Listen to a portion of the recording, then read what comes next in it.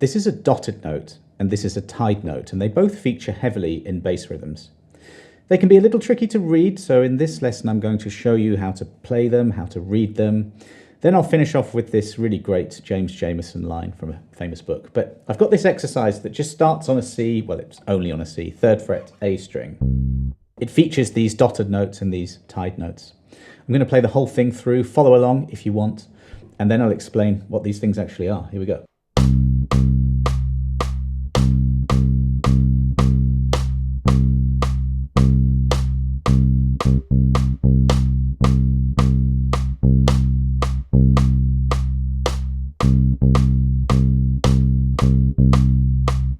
As I say, not really a very exciting bass line there, but a lot of syncopation was created, which is notes not falling on the beat. And ties and dotted notes help you to play bass lines that are quite rhythmically interesting, actually. So I have to explain a few reading things here if you don't already know them. This is a quarter note. It's just one beat, quite easy to play. So 4 of them will be this. A half note is this thing here, and it's just 2 beats. And you can see in the first bar we have a dotted half note. And all a dot does when it's by the side of a note is it adds half the value of whatever that rhythm is on again. Don't confuse it with a staccato, which you'll find underneath the note head or over the note head. This is a dotted half note. So remember what I said, it adds half the value on. So it's usually a 2-beat note, add half of 2 on, that's 1. So that's a 3-beat note. We have a bar of 4/4 here, so the rule is that the bar has to add up to 4. The quarter note is 1 beat, so we've got 3 beats left. If I play my metronome here, so we've got 1, 2, 3, 4. 1, 2, 3, 4. That's how you play that. It helps to have a beat going. And when I was reading that before, it's absolutely essential when you read to count. The second bar is quite easy. It's just a load of quarter notes, 4 of them. So 1, 2, 3, 4. However, that 4th one is connected to the first one of the next bar. Connected or tied. It's called a tie. So that's the symbol for a tie. You play the first note, it runs into the second note, which you don't play. So technically, it's a 2-beat configuration there. And see how it runs across the bar line? That's what the tie does. So from the second bar with a metronome, 2, 3, 4. And then we have a half note there. So we've got 2 beats, 2 beats, 2 beats. But what I recommend you do is be tapping your foot and just be aware of where the beats are. 1, 2, 3, 4. 1, 2, 3, 4. So if I can never play and talk at the same time. But if I play these 2 bars, this is how I would be counting it in my head. I would be going 1, 2, 3, 4, 1, 2, 3, 4, 1, 2, and I'd be doing it like that, okay? Which can be a bit tricky, so you just practice this. Let's look at the 4th bar isolated. So we have that note tied, so we're not playing that note, that's running in from the previous note. Then we have a quarter note on its own. Then we have 4 eighth notes, and 2 of them are tied. So this is what you do. You think about what 4 eighth notes are without any ties, and it's just this. So you're playing the first and the second, but not the third. So literally, if you're going 1, 2, 3, 4, it would be that you're playing 1, 2, not the 3, but the 4. 1, 2, 3, 4. 1, 2, 3, 4. Most people would go like this: 1 and 2 and 3 and 4 and when they count eighth notes. So that's on beat 3. So it's 3 and 4 and. So you're playing on the ands, and that's what I'm saying about syncopation.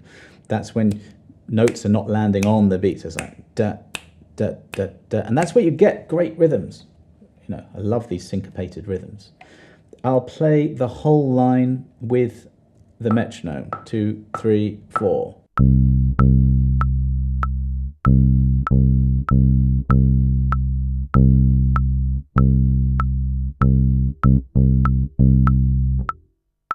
It's a leap of faith when you're doing this. Practice obviously makes perfect, but you're just tapping your foot and you're aligning what you're seeing with what you're playing. All reading is really, is just anyone who's good at reading is good at pattern recognition, whether that's that second line there is a C and that's a C there, but also the rhythms. With a bit of practice, and not that much actually, it doesn't take that long to get this together, you will visually recognize quarter notes, half notes, dotted notes, and so on. It's not as difficult as it looks. The second line, we have another tie running into that note. And then if I fast forward to this note here, we have a dotted quarter now.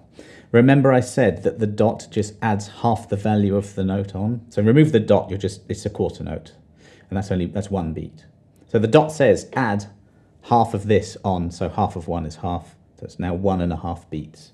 But if you add up all of the notes within a bar, as I mentioned before, it must equal 4. Well, look at it. We've got quarter, quarter, so that's 1 beat plus 1 beat, that's 2 beats. Then we have 1.5 plus that isolated eighth note is half. So that all adds up to 4. And that's really reading. It's just simple maths. We've got 4 beats, 2, 3, 4, 1, 2, 3, 4. And we've got 8 eighths, 1 and 2 and 3 and 4 and then 16ths are 16 of them in the bar. So it's not terrible maths. My 8-year-old daughter would cry if I told her all this stuff, but I could probably explain it to her in not too difficult terms. You know, you've got 4 quarters, 8 eighths, 16 sixteenths, and that's what we're dealing with mostly with music. Let me play that isolated second line. I'm going to not play that first note because it's tied. 2, 3, 4.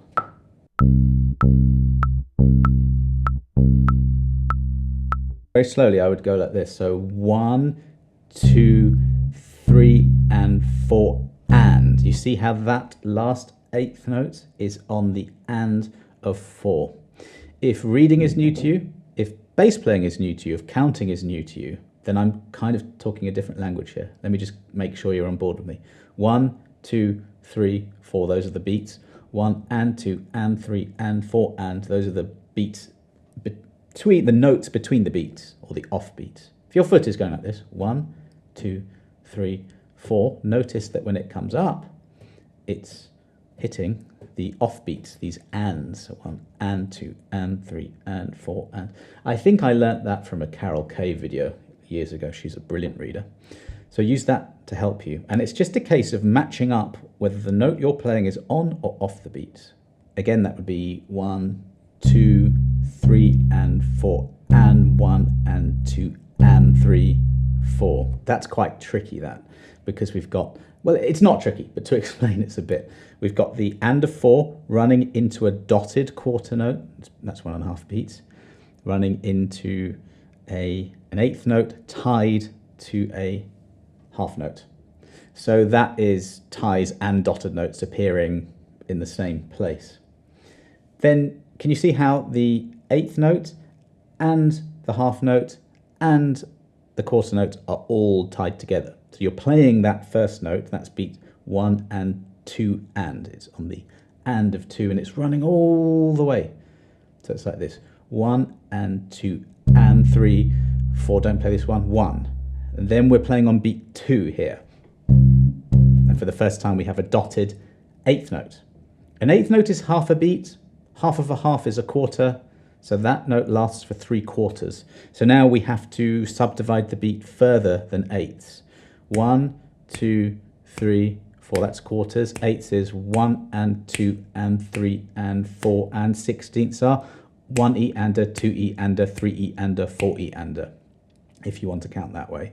This is beat 2, so it's 2E and, that's the duration of the dotted eighth. 2E and the is this C here, which is tied into the next note.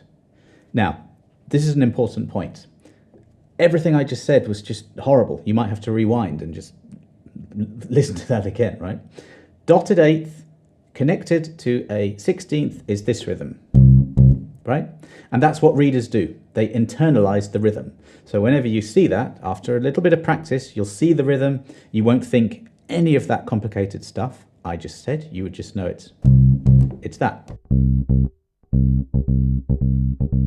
That gets into Jamerson territory and many other styles. This is it tied into the next quarter note. Right, and then the added quarter note at the end. Okay, last bar. We've got, again, the last 16th is tied into a 2-beat half note. So it's 1, 2E and a. 4. Again, tapping your foot. That's your grid, that's your beacon, that's your guiding force. The first tap is where that quarter note happens. 1. The first note of the complicated looking thing starts on beat 2. That's easy enough. 1, 2, and then that note is on the last 16th note of beat 2, so 2E and a. You must be counting. You must have this internal grid going the whole time, and you must practice to do that, so it's like breathing. And when you have that, it all makes sense. So 1, 2E and a, and then it runs into that for beats 3 and 4. I'm going to play that one more time now to see if you can play along.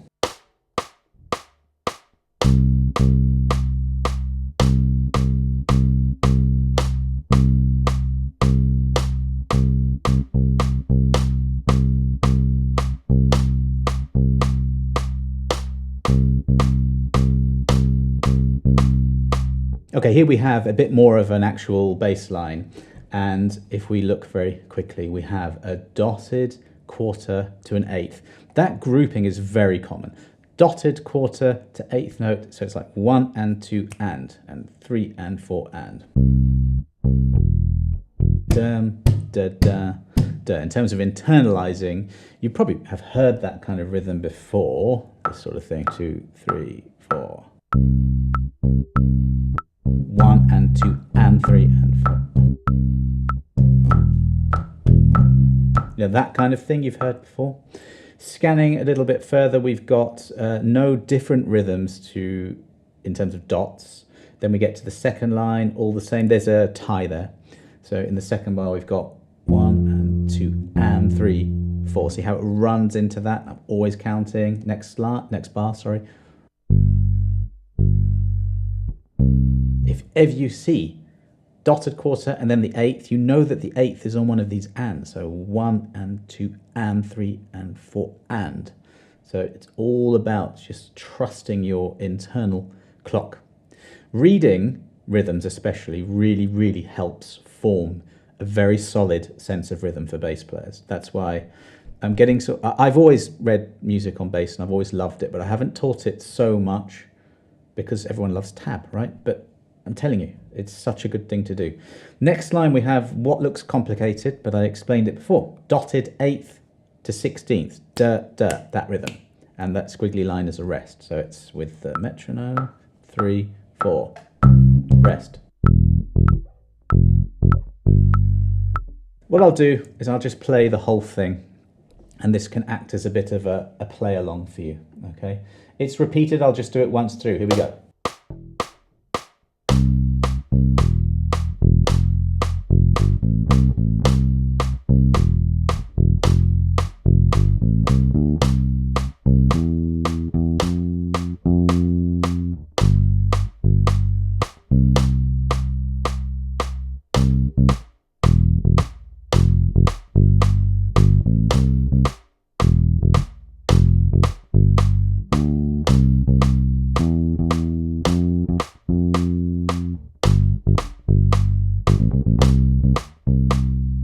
Let's have a look at that in a bit more context. This is a really legendary book, Standing in the Shadows of Motown.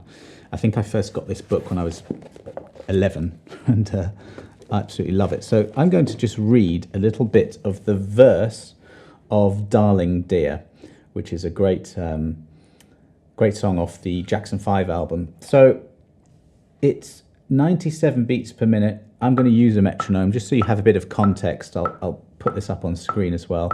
I'll just read a couple of lines. We'll discuss it after.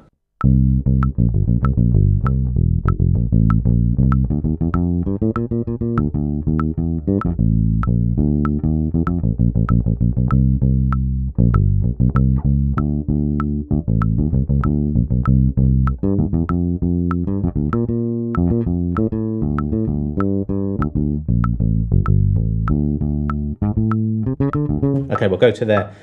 When I read, if there's a mistake or two, like there were there, you just carry on. You have to, especially when you're reading with a band. That's why The ultimate reading practice is to get yourself in a rehearsal band or a band that reads, and you have to follow along. Very quickly here, did you hear though how syncopated that was?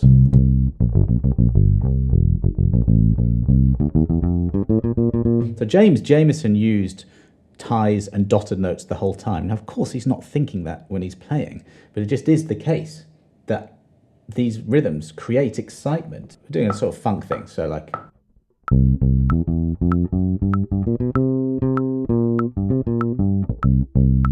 That kind of stuff is using ties and dotted notes. What else have we got here? There's the first tie, you see the second note. Without the tie, it's this. With the tie, just adds a bit of excitement. It's great. There. Obviously, the note choices are excellent as well.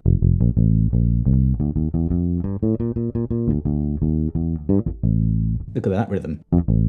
That's the reverse of the dotted eighth to 16th. This is 16th to dotted eighth.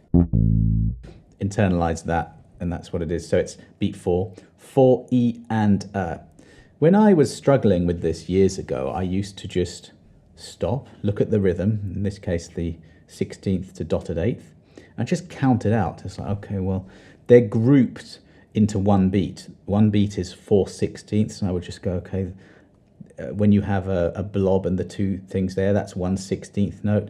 And then I was like, okay, what did my teacher say? That's a dotted eighth. So that's, you have to figure it out a bit like that. Then you go, it's like 1, 1, 2, 3, 4, 1, 2, 3, 4. And then you've got to piece the notes together as well, F and an A.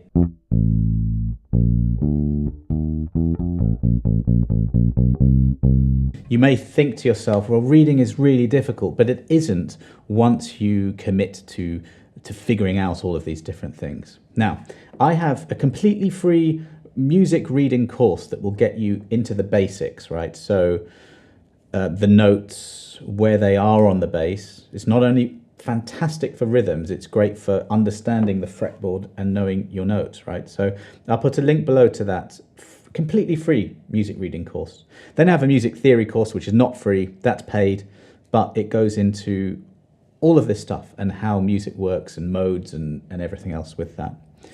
This was a question from someone. I hope it's addressed it a little bit about dots and ties, but if you do have any further questions, let me know. Otherwise, thanks for watching the lesson. If you do have any more questions, let me know.